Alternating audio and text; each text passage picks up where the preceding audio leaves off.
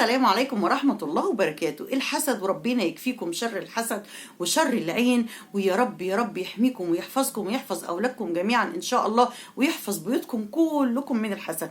الحسد موجود ومذكور في القرآن، وطبعا كلنا مسلمين بيه، وللأسف كتر جدا جدا جدا اليومين دول في حياتنا الحسد والحقد والغل والسلوكيات والحاجات الوحشة دي اللي احنا يعني كان نفسنا ان هي تختفي تماما وانها ما تبقاش موجودة في حياتنا، لكن للأسف هي عمالة بتزيد. طيب ايه اللي يأكد لي ان انا عندي حسد في بيتي؟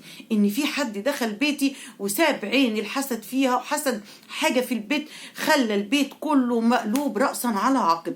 اللي يأكد لي ان اللي بيحصل لي في بيتي ده انا وزوجي واولادي ده حسد، وازاي اعالجه؟ طبعا العلاج ده معروف بسورة البقرة، ده يعني حاجة مسلم بيها، لكن احنا نتكلم النهاردة في الأعراض اللي تبين إن كانت عليكي انتي أو في بيتك إن انتي محسودة، والبيت بتاعك ده كله كده على بعضه محسود، ولازم تتصرفي ولازم تشغلي سورة البقرة على طول، وتجيبي شيوخ كمان، او انت تقرأي الرقية الشرعية في بيتك وتحافظي على بيتك. ويا جماعة دايما دايما بقى اليومين دول والفترة الجاية دي بقى، عشان الحياة فعلا بقت وحشة جدا جدا، نحافظ نداري، فعلا داري على شمعتك تقيد والله، واستعينوا على قضاء حوائجكم بالكتمان. اي حاجة ناويين تعملوها خبوا، ما تقولوش وما تظهروش. طيب نقول الأعراض او الحاجات اللي ممكن تظهر لك تأكد لك ان انت محسودة وبيتك كله محسود. قبل كده ما نتكلم ندوس لايك للفيديو يا جماعة، واللي بيشوفني لأول مرة انا حسناء صادق، اهلا بكم في قناتي المتواضعة الجميلة البيت الصغير اللي لسه عاملينه، وشرف ليا اشتراككم. وعندي قناة تانية اسمها ميس حسناء ابني ابنك، اللي مش مشترك فيها يدخل برضو، دي قناة كبيرة، قناة تعليمية لكل الولاد.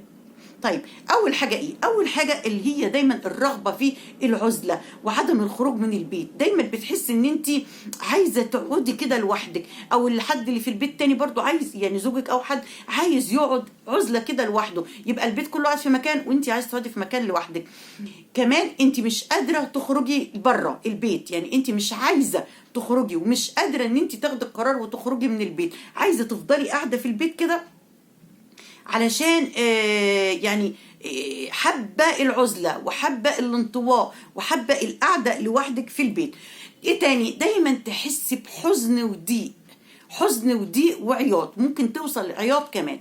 طب ايه سبب الحزن؟ مش لاقي حاجه، حد زعلك؟ لا. حد ضايقك؟ لا. حد قال لك كلمه وحشه؟ لا. حاجه وحشه حصلت لك؟ ما حصليش حاجه، بس دايما حاسه بضيق كده وبحزن داخلي. ممكن تكوني بتضحكي ومبسوطه، بس الضحكه مش طالعه صافيه، الضحكه مش طالعه من قلبك، انت بتضحكي من وشك بس، لكن جواكي حزن وضيق. وممكن تقعدي سرحانه كده مع نفسك، ممكن اللي حواليك كله عمال يضحك وانت تبتسمي وتضحكي كده، لكن من جواكي عارفه عايزه اوصفها لك ازاي؟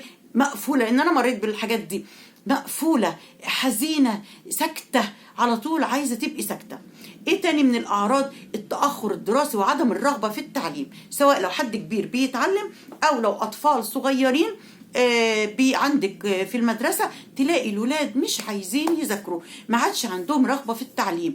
أساسا هم كانوا متفوقين وكانوا كويسين وشاطرين جدا، فجأة الولاد مستواهم نزل، فجأة الولاد مش عايزين يذاكروا أبدا أبدا أبدا، ونكد وزعل بقى بسبب مستواهم الدراسي اللي هو نزل ده.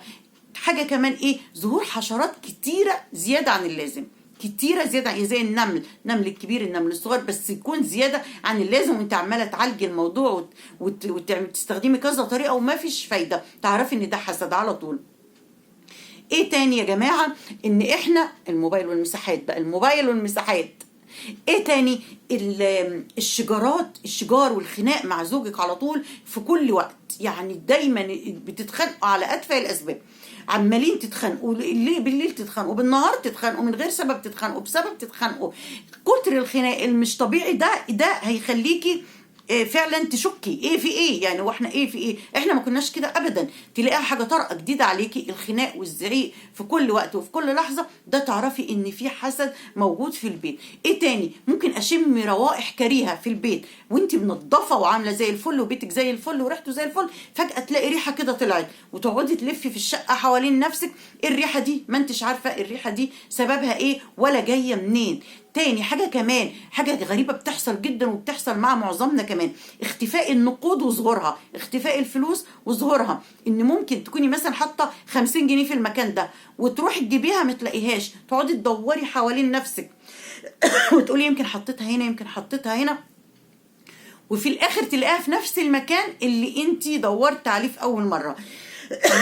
وبتحصل يا جماعة فعلا، ولاحظوا نفسكم كده هتلاقوا الحته دي لو بتحصل معاكي يبقى انت محسوده. ايه تاني؟ ان انت ممكن يصدر منك ان انت يحصل منك افعال تتضايقي منها بعد كده ان انت عملتيها. يعني تمسكي تتعصبي فجأة على ابنك او بنتك تضربيهم، وبعد كده تقولي انا عملت كده ليه؟ ترد على زوجك رد ما كانش ينفع ان انت ترديه، هو انا رديت عليه كده ليه؟ تكبري موضوع قوي قوي قوي وهو ما كانش مستاهل انه يكبر اصلا. واللي ياكد لك ان ده حسد ان انت بترجعي بعد كده تنقضي نفسك وتزعلي من نفسك، هو انا ليه عملت كده؟ هو انا ليه وصلت للمرحله دي؟ الحاجات اللي انا قلتها دي كلها حاجات ممكن تكون فعلا تبين ان انت بيتك فيه حسد. طيب هل كل ده يبقى موجود؟ مش شرط كل ده يبقى موجود، حاجتين 3 منهم 4 5 كلهم موجودين، يبقى تعرفي ان انت لازم تحصني بيتك كويس جدا جدا. الرقية الشرعية سهلة وموجودة على الفيسبوك، موجودة ابحثي فيها سيرش كده على جوجل هتلاقي الرقية الشرعية وهيعرفك ازاي تعمليها بالظبط. تقري الرقية الشرعية سورة البقرة تشتغل في البيت 3 أيام متواصل تشتغل في البيت 3 أيام متواصل ما تقفلهاش. وكمان النصيحة الأخيرة ان انت تداري على نفسك. انا بنصح نفسي قبلكم لان انا ما كنتش بعمل كده خالص بصراحة، لحد ما يعني زي ما بنقول كده ايه اتقرصنا كذا قرصه كده ورا بعض، حسيتك فعلا ان الدنيا ما عادش فيها خير، حسيتك فعلا ان العين حق، وان فعلا العين دي بتدمر بيوت، وربنا يعافينا كلنا بتخرب بيوت، وربنا يعافينا كلنا يا رب بتوصل للقبور فعلا زي ما الرسول عليه الصلاة والسلام قال.